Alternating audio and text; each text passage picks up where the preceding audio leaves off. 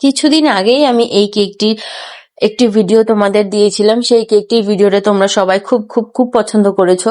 তো আমি আজকে সেই সেম ভিডিও নিয়ে আবার চলে এসেছি। আমার আরেকটি নতুন কিছুটা সামান্য কিছুটা ডিফারেন্সে আরেকটি ডিজাইন তৈরি করেছি। তো হ্যালো বন্ধুরা, welcome to my baking channel. আজকে আমি বানাতে চলেছি আরেকটি চকলেট কেক রেসিপি। তো চলো, প্রথমে আমি যেহেতু আগের দিনেও একটি চকলেট কেক রেসিপি আমি স্ক্র্যাচ শেয়ার করেছিলাম, তো সেই ভিডিওটাতে শেয়ার করেছি বলে আজকে এই ভিডিওতে আমি আর স্ক্র্যাচ রেসিপি শেয়ার করলাম না। আমি এরকম নর্মাল যেরকম হাফ পাউন্ড চকলেট স্পঞ্জ কেকটা আমি বেক করে নিয়েছিলাম। তো তোমাদের যদি কেউ half pound chocolate cake bake করার হয় তো তোমরা আমার আগের ভিডিওটাতে লিংক দিয়ে আগের ভিডিওটা চেক করে নিও। আমার প্রোফাইলে আগের ভিডিওটা দেওয়া আছে। তো সেইভাবে আমি যখন স্পঞ্জটা ঠান্ডা হয়ে গেছে তখন আমি 3টে লেয়ারে কেটে নিয়েছিলাম। এবং হাফ পাউন্ড কেকটা বানানোর জন্য সবসময় 4 ইঞ্চিরই মোল্ড ব্যবহার করা উচিত, কিন্তু আমাকে কাস্টমার বলেছিল যে আমার কেকটার হাইটের চাই না, কেকটা আমি একটু বড় চাই। তো আমি সেই হিসাবে 5 ইঞ্চির রাউন্ড মোল্ড ব্যবহার করেছিলাম। তাতে আমার 2টো লেয়ার হলেও আমার অসুবিধা হতো না, কিন্তু আমার কেকটা হাইটেডও হয়েছে এবং আমার 3টে লেয়ার ভালোভাবেই নর্মাল ভাবে হয়ে গেছে। তো আমি সেইভাবেই 3টে লেয়ার কেটে নিয়েছিলাম। তো ভালো করে ঠান্ডা করে 3টে লেয়ার কেটে নেওয়ার পরে আমি ফার্স্ট লেয়ারটা দিয়ে নিয়েছিলাম। একটা 6 ইঞ্চির কেক বোর্ড নিয়ে নিয়েছিলাম।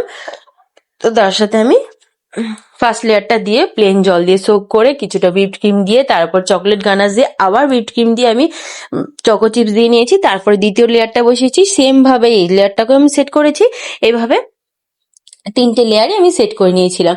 তো আমার ভিডিওটা যদি কারো ভালো লেগে থাকে তাহলে আমার ভিডিওটাতে প্লিজ লাইক করে, চ্যানেলটা যদি ভালো লেগে থাকে তাহলে চ্যানেলটাতে একটা প্লিজ সাবস্ক্রাইব করে দেবে। পুরোটা দেখলেই তোমরা ডিজাইনটা দেখতে পাবে যে ডিজাইনটা কেমন লাগলো। আর তোমরা প্লিজ জানিও ডিজাইনটাও কেমন লাগলো কমেন্ট করে। তো দেখো, চলো রেসিপিটার দিকে। তো আমি প্লেন ক্রিম দিয়ে ক্রাম কোট করে নিয়ে ফ্রিজে রেখে দিয়েছিলাম 15 মিনিটের জন্য। ফ্রিজে যতক্ষণে 15 মিনিটের জন্য সেট হতে রেখেছিলাম ততক্ষণে আমি বাকি এই ক্রিমটা আমার আগে একটা অর্ডার ছিল, সেই জন্য আমার চকলেটের যে হুইপড ক্রিমটা বিট করা ছিল। তো প্লেন হুইপড ক্রিমটা আমার বিট করা ছিল না। তো আমি দ্বিতীয়ত যখন ক্রাম কোট করাতে বসেছি আমি ওটা বাকিটা বেক করে নিয়েছি। এবং এখন এত গরম পড়ে যাচ্ছে, দিনে দিনে গরমের সময় আসছে, গরমের সময় ক্রিমটা মেল্ট হওয়ার এতটা খুবই সমস্যা থাকে। তো তখন এবং এই ক্রিমটার মধ্যে আমার পার্পল কালার দিয়ে ডিজাইন করার ছিল।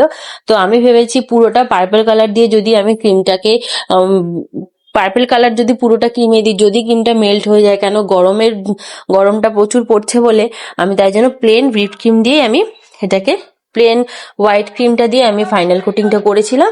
এবং উপর থেকে অল্প একটু ক্রিম তৈরি করে নিয়েছিলাম পার্পল কালার। সেই পার্পল কালারটা চারিদিকে দিয়ে একটু হালকা স্মাচ করে নিয়ে আমি এটাকে পার্পল কালারটা ছড়িয়ে নিয়েছি। তো তোমরা দেখে বলো কিরকম লাগছে পার্পল কালারটা।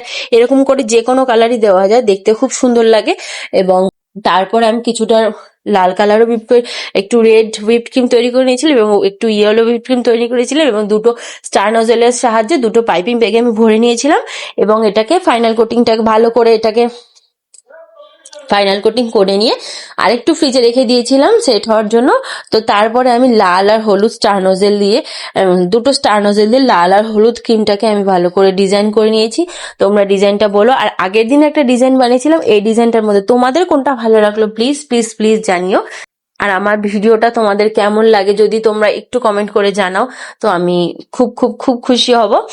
আগের দিনের কেকটার মধ্যে লাল এবং হলুদ ক্রিমটা দিয়ে এক সাইডটা দিয়ে বলে দিয়েছিল যে ডিজাইন করে দিতে। আমি ভেবেছি আজকে সামান্য একটু ডিফারেন্স করে দিই।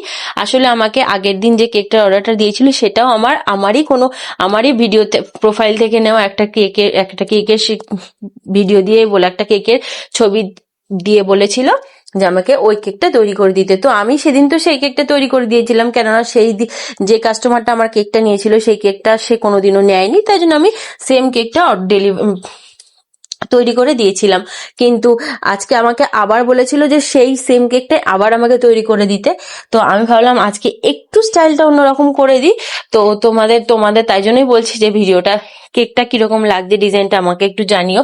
আর এই যে কাস্টমারটা আমাকে কেকের অর্ডারটা দিয়েছে, এই কাস্টমারটা আমার রিপিট কাস্টমার, আমার কাছ থেকে প্রায়শই চকলেট কেকই নিয়ে থাকে। তার চকলেট কেকটা এত ভালো লাগে যে বারবার চকলেট কেকই নিয়ে থাকে।